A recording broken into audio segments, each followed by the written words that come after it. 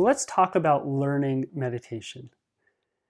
A lot of people will tell me, how hard can meditating be? You just sit still and do nothing.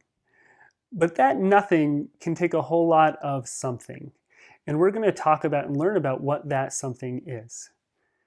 For most of us living in the Western world, and especially if you are affiliated with Cornell, we tend to live in the left side of our brains, and we tend to be very intellectual. We look at the world through an intellectual lens. But we all know through experience that that part of us doesn't always serve us in the other arenas of our life outside of work or some kind of academic pursuit. For example, if you've ever been in a deep, intimate relationship and have had a heartbreak happen to you, then you know that rational part of you doesn't always understand why you feel the way you do, and it doesn't always help you fully comprehend and process emotion.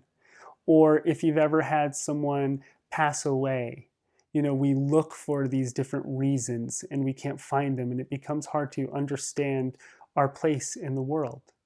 And sometimes our intellectual capacity does have its limits. It has its place, but it also has its limits. I like to use this example with my students sometimes when they get too intellectual. Imagine you take the world's greatest physicist who understands the physics of basketball, of how a ball bounces, of how it goes into the net, all of it. And you put him up against or her up against Michael Jordan, who maybe doesn't know anything about physics or the physics of basketball. Who do you think is going to win in a game? Michael Jordan is definitely going to win. And so the art of playing is different than the art of thinking about something or thinking about how playing works. In a personal example, I was once staying with a friend who was a musician, and he brought me down into his music room, and he had all these gold and platinum records on the walls. He had sold over 100 million records. I was blown away by seeing this. And we sat down together at the piano to play, which I'm a terrible piano player, so I was very intimidated.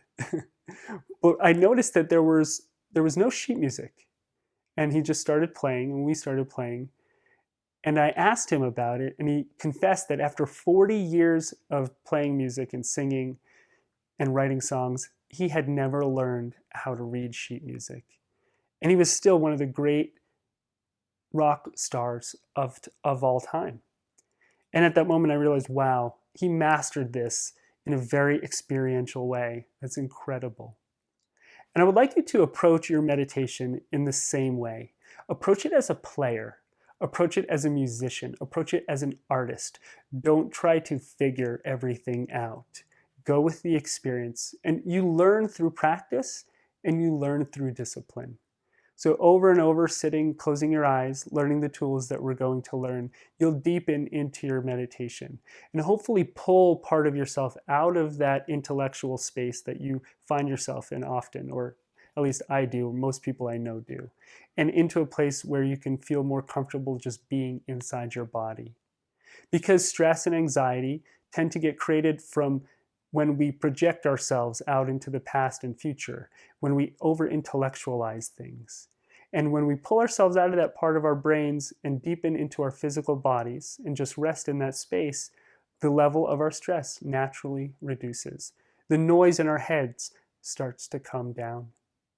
So I invite you, as we learn meditation, to notice whenever you do go overly intellectual, bring yourself back and be a player.